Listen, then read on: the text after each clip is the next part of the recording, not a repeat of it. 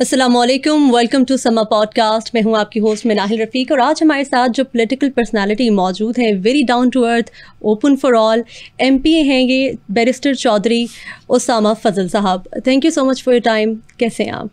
Thank you Minahil, thank you for having us here. और अल्हम्दुलिल्लाह I am fine जी। आप कैसे हैं? आप ठीक हैं? अल्लाह का शुक्र। पे तो मुझे ये बताएं कि बैरिस्टर से पॉलिटिकल सफ़र आपका कैसा रहा? क्यों आपने ये फ़ैसला किया कि आपने अब वकील नहीं रहना, अब आपने एक सियासतदान बनना है? देखें, सबसे पहले तो मैं ये समझता हूँ कि जो लॉ की और पॉलिटिक्स की फील्ड है वो साइड बाय साइड ही चलती है। बिल्कुल। और पाकिस्तान में तो इस चीज़ का बहुत ज़्यादा ट्रेंड है, बिकॉज हमारे जो फाउंडर हैं Quaid Azam Mohammad Ali Jinnah, he was a barrister first and he was a practicing barrister. Yes. और फिर then he came into the politics and he did all जो भी आप हम सबको पता है। मतलब हम अगर आज इधर बैठे हैं और हम एक फ्रीडम इंजॉय कर रहे हैं और हम एक अपनी आइडेंटिटी को इंजॉय कर रहे हैं तो वो शायद उन्हीं की वजह से है। तो मेरे ख्याल में ये बड़ा एक ट्रेंड होता है पॉलिटिकल फैमिलीज में, because I am from political family. My father was member of the parliament, my grandfather was member of the parliament. तो मेरे ख्याल में दिस इज, आई थिंक कि वो ज़्यादातर इनकरेज किया जाता है कि you choose law and you practice it, ताकि आपको प्रॉपर लीगल, आपको पता है, नॉलेज होनी चाहिए if you are going to practise politics also.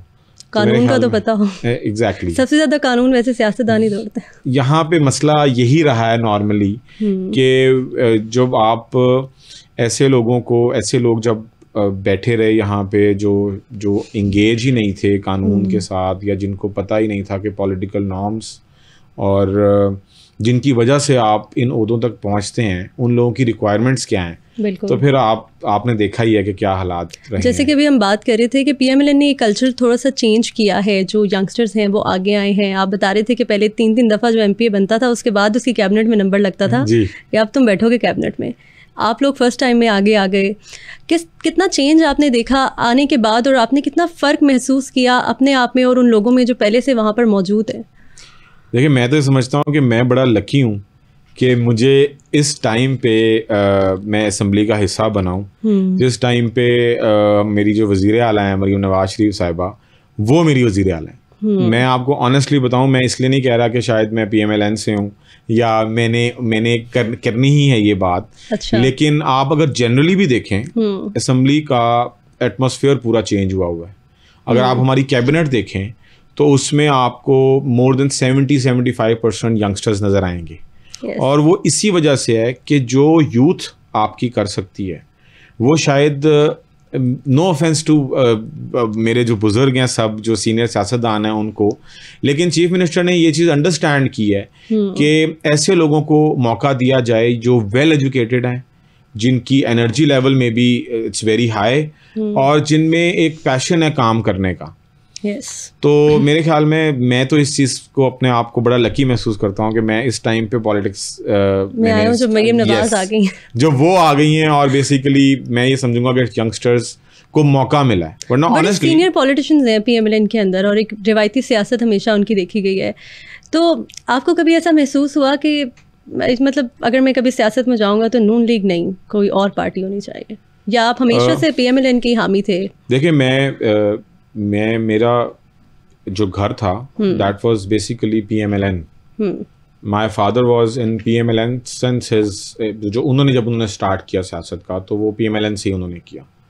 तो अगर मेरी कोई पार्टी एफिलिएशन थी तो ऑब्वियसली नेचुरली शायद पीएमएलएन ही होनी थी। लेकिन आप बता रहे थे कि जो आपके दादा थे वो पीपल्स पार्टी से। यस, मैं वो बताने लगा था कि मैं Peoples Party, because my grandfather was from Peoples Party, और मुझे जो उनके दोस्त शोस्त मिलते थे वो कहते थे कि वर्कर्स की पार्टी है और मौका देती है लोगों को और इस तरह। तो कहीं ना कहीं शायद मैं कंफ्यूज था उस टाइम पे। अच्छा। इस चीज़ को लेके। और फिर जब PTI I obviously in the start my friends, जो मेरे दोस्त थे, इर्द गिर्द के लोग यूनिवर्सिटीज़ में मेरे साथ थे, वो सब एक दफ़ा तो बहुत ज़्यादा अट्रैक्ट हुए। तो मेरी और उनकी डिबेट इस चीज़ पे चलती थी,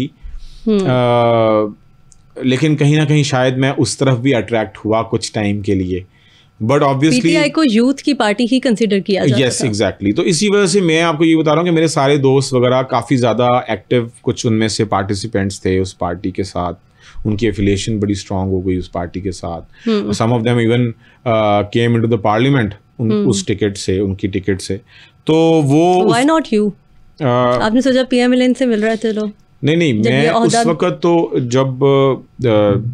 जब पीटीआई वाज मतलब लास्ट गवर्नमेंट जो थी उस वक्त तो my father was there, he contested the election. तो उस वक्त तो मेरा शायद प्लान नहीं था उस तरह कि मैं इतनी जल्दी पॉलिटिक्स में मतलब आऊँगा। तो उसके बाद फिर आफ्टर 3-4 years ऑफ देयर जो उनका टाइम था टेन्योर, आई थॉट यार ये तो they are doing literally nothing. मतलब जो प्रोमिसेस, जो चीज़ें जिस होप से अवाम उनको लेके आई और जिस होप से यूथ को इंगेज किया गया, यूथ को मोबिलाइज किया गया, ठीक है, हमें सबको एडमिट करना पड़ेगा कि यूथ को बहुत बड़े पैमाने पर मोबिलाइज किया गया। और यूथ तभी मोबिलाइज होती है जब उसके असरात आज तक हैं। यस, और यूथ मोबिलाइज तब होती है मिनाहिल जब आपको होप हो, आपको आपकी एजुकेशन की सिक्योरिटी की होप हो, आपकी हेल्थ। आप देखो ना, यूथ किन चीज़ों पे बात करती है, वो इन चीज़ों पे ही बात करती है। आजकल की यूथ वो यूथ नहीं है जो हमारे वालिदैन की टाइम की यूथ आप उन्हें चांस देंगे, उन्हें फैसिलिटेट करेंगे, एग्जैक्टली, तो वो आपके साथ चलेंगे। तो अब मैं ये देखता हूँ कि अल्हम्दुलिल्लाह मेरे दोस्तों में से कोई 80% जो दोस्त हैं उन्होंने वो सेम दिमाग के वो वापस रिवर्ट हो गए हैं। अच्छा। जी, और उनकी उसकी वजह यही है कि जिन प्रोमिसेस पे खान साहब ने इस सारी यूथ को, पूरे पाकिस्तान की यूथ को मोबिलाइज किया, वो शायद उस तरह डिलीवर नहीं हो सका। आपको क्या लगता है कि किस चीज़ का फुकदान था पीटीआई की गवर्नमेंट में कि वो डिलीवर नहीं कर सके, और अब जो पीएमएलएन गवर्नमेंट है वो भी यूथ के साथ ही अब चल रही है, और हमने देखा कि उनकी कैबिनेट में भी बहुत यूथ है, वो ऐसा क्या कर रहे हैं कि डिलीवर हो रहा है? देखें, फुकदान था एक्सपर्टीज़ का उस गवर्नमेंट का, वो एक बहुत बड़ा फुकदान था। मैं समझता हूँ कि देखें, आपको एक चीज़ चलानी है, ये कोई क्रिकेट मैच तो है नहीं, ठीक है, कि आप हर टीम प्लेयर को, और आप कैप्टन हो गए तो आप चला लोगे चीज़ों को। Sports and politics are two different things, और ये बहुत डिफरेंट चीज़ें हैं। आपकी देखें ना, 14 करोड़ का ये सूबा है, अगर आप सिर्फ पंजाब को ही लेते हैं तो, ठीक है, तो ये एक बहुत बड़ी रिस्पॉन्सिबिलिटी है जो आपके कंधों पे है, उनकी वेलफेयर की, उनकी वेलबींग की, उनको एक सेंस ऑफ सिक्योरिटी की, हर चीज़ की। तो मैं ये समझता हूँ कि पीएमएलएन से ज़्यादा एक्सपर्टीज़ और एक्सपर्ट्स की टीम किसी के पास नहीं है। अच्छा। उन्होंने पहले भी डिलीवर किया, और अब तो जब वो यूथ को मौका दे रहे हैं और उनकी एक्सपर्टीज़ हमारे साथ है, उनकी डायरेक्शंस में। अच्छा, पीएमएलएन के बारे में एक चीज़ जो है वो बड़ी क्रिटिसाइज भी की जाती है उनके बारे में, और इवन वज़ीर आला के बारे में कहा जाता है कि टिकटॉक की वज़ीर आला है। वीडियोज़ बहुत ज़्यादा सामने आती हैं, काम कर रहे हैं, हम ये नहीं कह सकते कि काम नहीं करी पीएमएलएन, काम तो हो रहा है, लेकिन वीडियोस बहुत ज़्यादा बाकी सामने आ रही हैं उसकी। आप देखें तो आपको रोड्स के ऊपर पैनाफ्लेक्सेस नज़र आती हैं, स्ट्रीमर्स पे भी एड्स चल रहे हैं, टीवी पे भी एड्स चल रहे हैं, फिर आपके पास फ़ोन्स पे भी वही नज़र आ रहे हैं। अभी आपने कहा कि काम बहुत ज़्यादा हो रहा है, आपको कैसे पता चला ये काम बहुत ज़्यादा हो रहा है? लेकिन एक चीज़ एक दिन हुई है, देखें, लेकिन अब वो कंटिन्यूसली चलती जा रही है। आप जब अपना फ़ोन खोलें आपको एक ही चीज़, मेरे ख्याल में तो लोगों को ये बताने की ज़रूरत है, और अभी भी शायद हम कम कर रहे हैं। अच्छा, मुझे लगता है कि अभी भी चीफ मिनिस्टर के ऐसे सैकड़ों इनिशिएटिव्स हैं जिनको शायद हम सेल ही नहीं कर पा रहे। अच्छा, हम लोगों को बता ही नहीं पा रहे कि हम क्या कर रहे हैं। आप समझते हैं कि सेल करना ज़रूरी है? सेल करना से ज़्यादा दिखाना ज़रूरी है, लोगों को ये रियलाइज़ कराना ज़रूरी है कि उनकी जो चॉइस है वो राइट है, जो उन्होंने लीडरशिप चुनी है, जिसको उन्होंने वोट किया है, उन्होंने राइट चॉइस की है। आप समझ रहे हो? मतलब अगर आप काम कर रहे हो और किसी को पता ही नहीं है कि आप क्या काम कर रहे हो, तो अगली दफ़ा आपके पास आपने दिखाया ही नहीं उनको, तो आप उनसे कैसे कहोगे कि यार हमने ये काम किया, आप हमारे साथ चलें। तो मैं ये समझता हूँ, मैं आपको अपने वाले साहब का बताता हूँ। मेरे वाले साहब वो सोशल मीडिया इसके साथ अटैच नहीं थे, और कुछ नहीं पता होता था कि हम अपने हल्के में क्या कर रहे हैं। Education, my father was very pro education, और ख़ास तौर पे गर्ल्स की, क्योंकि हमारा रूरल एरिया की मेरी कॉन्स्टिट्यूंसी है। तो हमारी बच्चियाँ, मेरी बेटियाँ, मेरी बहनों की एजुकेशन, मेरे वाले साहब he was very close to it. तो उन्होंने कॉलेजेस बनवाए, मतलब इस तरह उन्होंने कोशिश की कि जो बच्चियों की खास तौर पे एजुकेशन है उन पे काम किया जाए। Nobody knew this.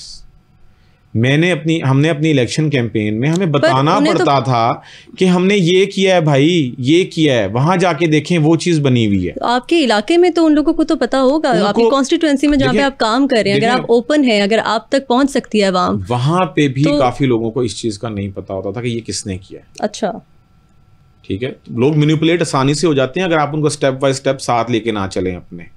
They are your family basically. अच्छा, मैं समझता हूँ कि जो लोग हैं वो आपकी एक बिगर फैमिली हैं, आपको उनको स्टेप बाय स्टेप साथ लेके चलना चाहिए।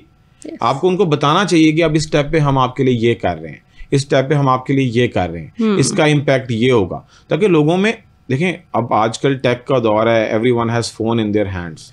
तो if you are not telling them what you are doing, you cannot expect them to be with you, you know। आप एक्सपेक्ट नहीं कर सकते कि वो आपके साथ अलाइन हो।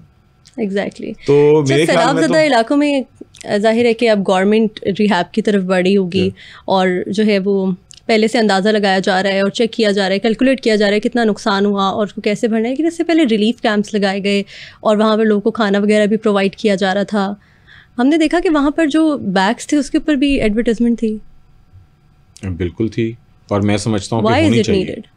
मैं समझता हूँ कि होनी चाहिए, क्योंकि सामान जितना उसके अंदर मौजूद है उससे ज़्यादा कॉस्ट तो उस गुडी बैग की थी। वो नहीं, I think this is exaggeration. मुझे नहीं लगता कि उस गुडी पैक की उस सामान से ज़्यादा वैल्यू हो सकती है। अच्छा, कैसे हो सकता है? क्योंकि इट्स बेसिकली वो तो पैकेट्स आप मतलब एक वो जूट के पैकेट्स होते हैं या डिफरेंट इस तरह के होते हैं, दे आर वेरी इकोनॉमिकल। लेकिन हाँ, ये आप नॉट रियली नहीं, मतलब जो सामान जो हमने चीज़ें डिलीवर की, देखें मैं I was looking after south Punjab. अच्छा, I was in Jalalpur, I was in Alipur, I was in Khanewal, my own district, I was in Multan.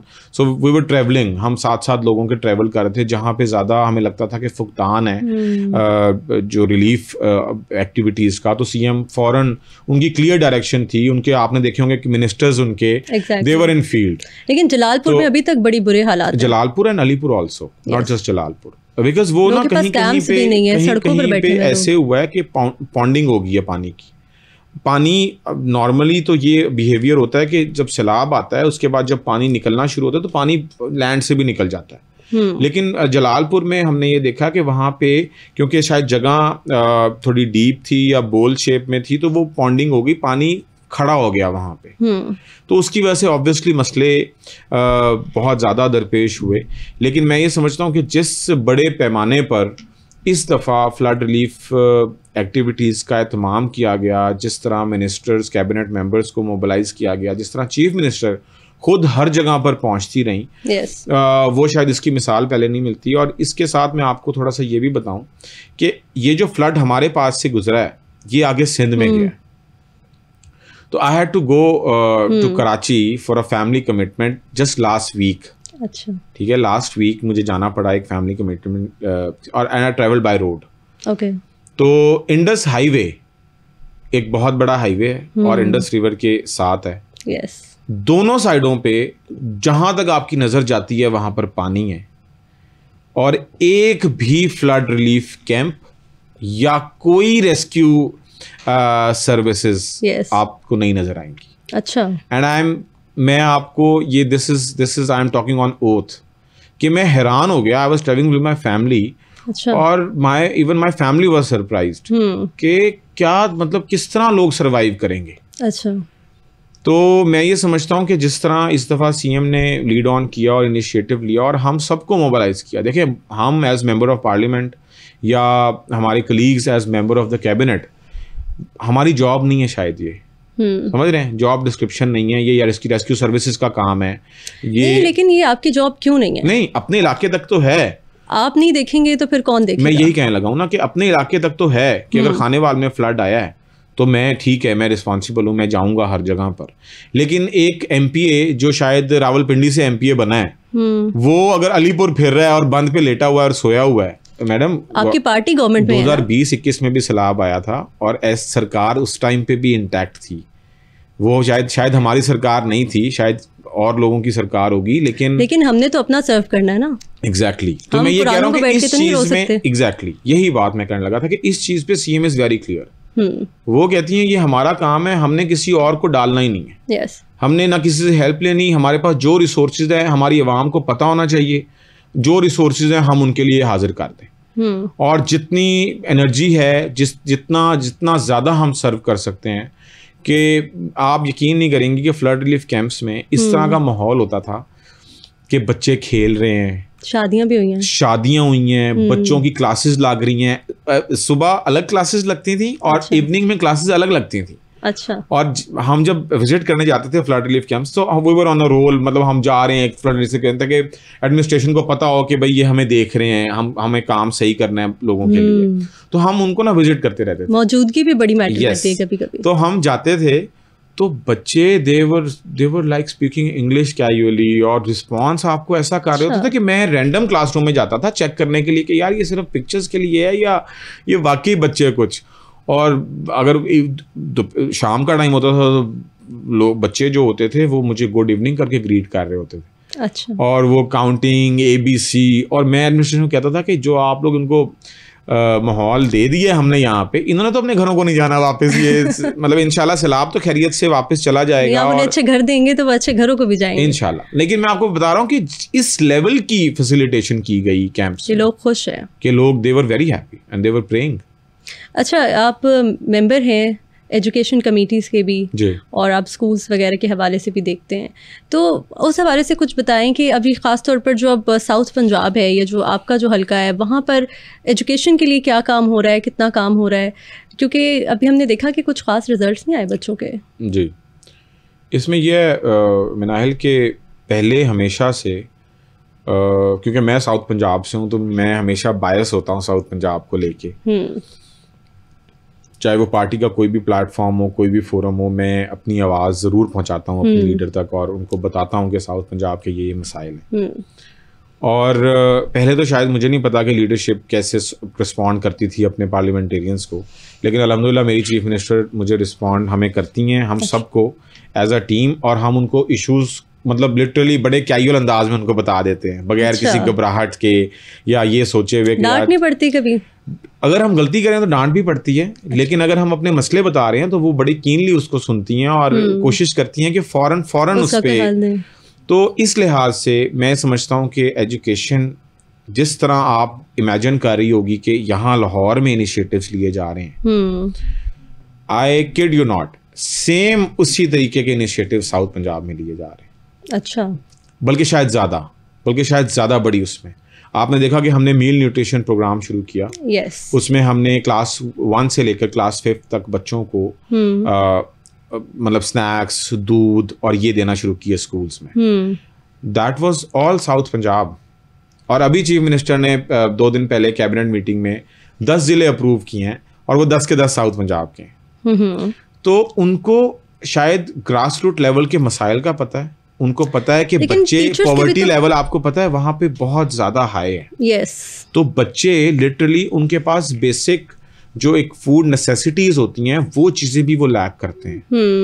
और SDGs के भी चेयरमैन है आप, वो जो टास्क फोर्स है, तो उसके हवाले से बताया आपने। अभी पॉवर्टी की बात की तो it's also part of SDG। सबसे पहली चीज़ यही है कि अगर गुर्बत ही नहीं मिटेगी तो फिर आप उसके बाद क्या ही आप डेवलपमेंट की तरफ जाएंगे और फिर उसको सस्टेन करेंगे।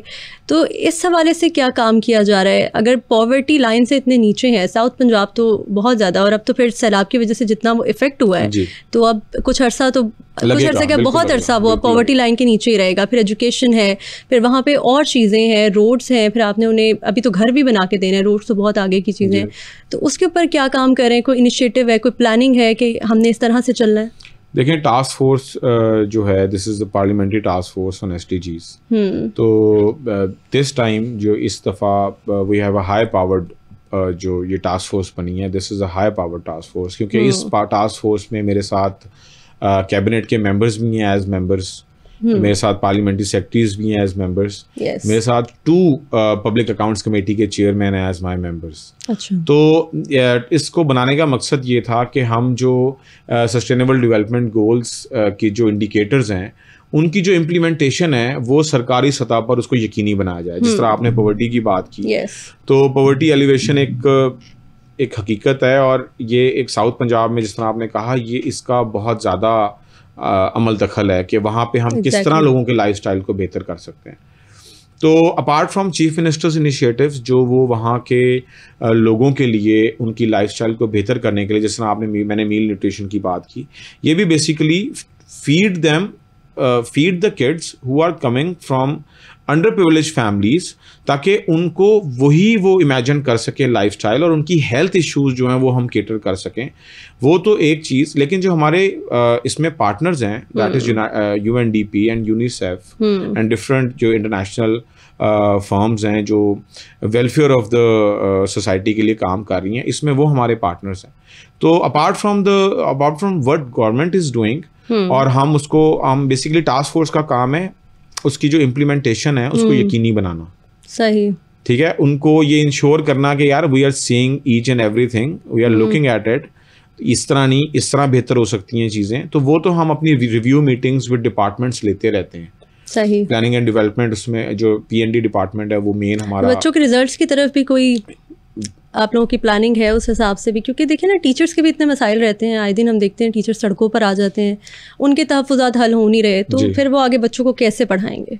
और अगर वही सही नहीं पढ़ा पा रहे हैं और फिर पीछे से बच्चों के अपने बड़े मसाइल, पॉवर्टी है, और उनको वो चीज़ें नहीं मिल रही जिसके साथ वो ग्रो कर सकें, पढ़ सकें, एक्सेल कर सकें, तो ये रिजल्ट्स कैसे बेहतर होंगे? इसमें 2 इनिशिएटिव्स हैं हमारे जो I would like to share with you.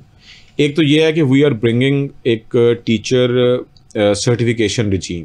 अच्छा, पहले आपको पता है ये होता था कि anyone can become a teacher, ठीक है, कोई भी टीचर जिसने BA किया है या FA किया है, या अगर आप पुराने टीचर से मिलें तो वो तो शायद मैट्रिक होंगे उस टाइम के। हाँ, तो अब हम एक प्रॉपर सर्टिफिकेशन रिजीम लेके आ रहे हैं कि अगर आप रिकग्नाइज टीचर होना चाहते हो तो आपके पास वो प्रॉपर सर्टिफिकेशन आपको मिलेगी थ्रू प्रॉपर ट्रेनिंग।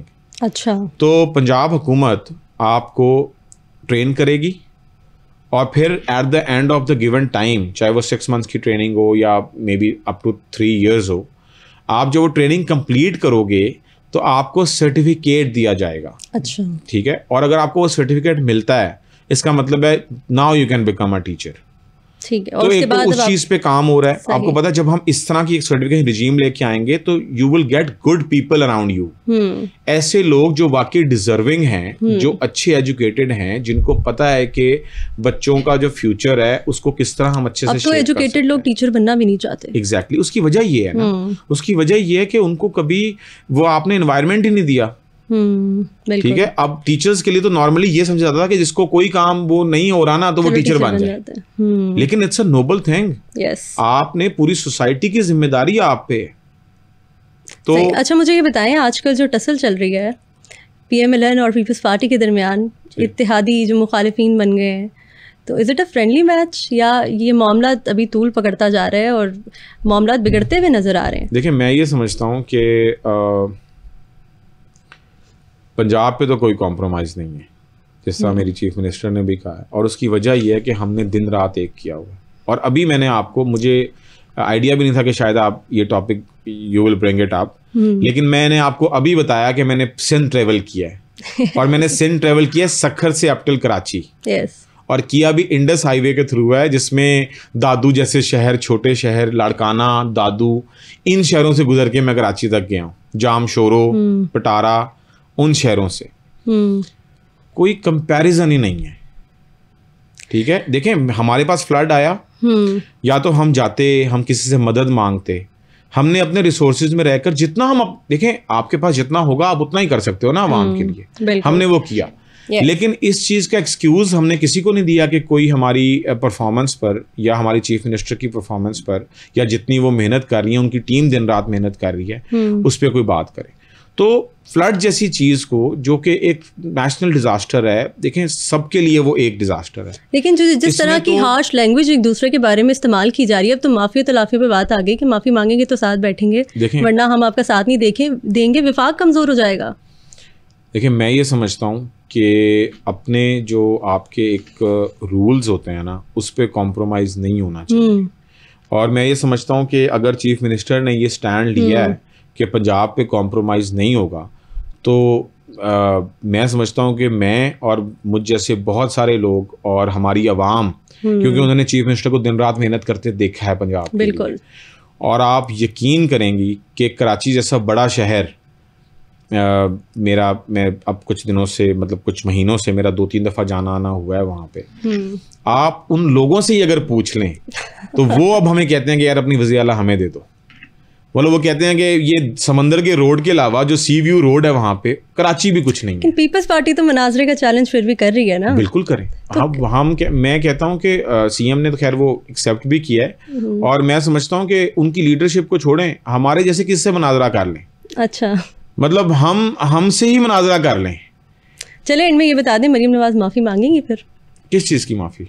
वो कह रहे हैं ना कि माफी मांगे हमसे, हमारे बारे में जो जबान इस्तेमाल की गई है। वो पहले मैं समझता हूँ कि वो अपनी आवाम से पहले माफी मांगे।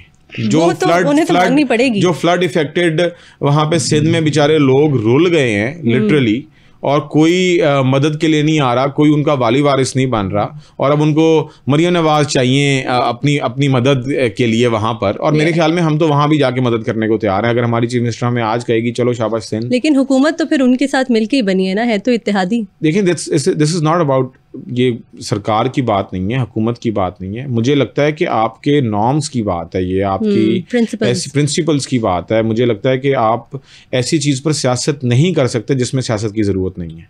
हर चीज़ को सियासत में नहीं करना चाहिए ना। मैं समझता हूँ कि अब देखें, ऐसा ही है कि मेरे हल्के में अगर मुझे पता है कि ये इलाका जो है, यहाँ से पीटीआई को वोट मिला, मुझे वोट नहीं मिला, और वहाँ पे सैलाब आ गए, मैं उनकी मदद ना करूँ? मैं करूँगा मदद। इस वक्त सियासत का टाइम ही नहीं था जिस टाइम पे पीपल्स पार्टी ने ये इनिशिएटिव लिया, माशाल्लाह। तो बेनजीर इनकम सपोर्ट से पहले भी मदद होती रही है लोगों की, होती है हर कुछ माह बाद पैसे मिलते हैं लोगों को अभी भी। तो अगर सैलाब मुतासर इलाकों में भी उसका कोई एक प्रोग्राम जो है वो मुतारिफ करवा देते, उसके जरिए पैसे दे देते। लेकिन मेरी बात सुने ना, हमारे पास ऑलरेडी एक हमने प्रॉपर फुल प्रूफ प्लान तैयार किया हुआ है। यस, अच्छा, ठीक है। हम तो ऑलरेडी लाइफ स्टॉक के मामलात को, चाहे एग्रीकल्चर लैंड है, चाहे घर है, हम तो ऑलरेडी हमारी चीफ मिनिस्टर अनाउंस कर चुकी हैं कि हमें नहीं मांगना किसी से भाई, हमने नहीं जाना किसी के पास। हमारे पास जितना है वो हमारा है, हमारी आवाम का है, हमने उसको उस तरह ही देना है जी। तो फिर अगर हमें जरूरत पड़ेगी तो वाई नॉट, लेकिन अभी नहीं है जरूरत। अच्छा। अगर देखिए, बेनजीर इनकम सपोर्ट उन्होंने प्रोग्राम चलाना ही है, बड़ा एक अच्छा प्रोग्राम है, सिंध में चलाए ना।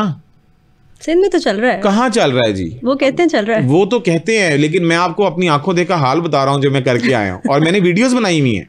अच्छा। मैंने वीडियोस बनाई हुई हैं। मैं तो कहता हूँ मुनाजरा करें, कोई भी कर ले। अच्छा। चीफ मिनिस्टर के साथ करें, बैठे लीडरशिप के साथ, बताएं कि क्या किया है, हम बताएंगे हमने क्या किया, हमारी वज़ीर ने क्या किया 1.5 साल के टाइम में। तो ये तो क्लियर चीजें हैं जी, ये तो रिकॉर्ड का हिस्सा है। मतलब ये आपको भी एक्सेसिबल है, मुझे भी एक्सेसिबल है, और पंजाब की 14 करोड़ आवाम को भी एक्सेसिबल। जो खिदमत करेगा, फैसिलिटेट करेगा, उसी को वो इक़्तिदार में बैठेगा। बिल्कुल ऐसे। सही, बहुत शुक्रिया आपके वक्त का उसामा फजल साहब, बहुत अच्छा लगा आपसे बात करके। तो नाज़रीन, आज का पॉडकास्ट यही ख़त्म करते हैं। See you in the next one. Allah हाफ़िज़।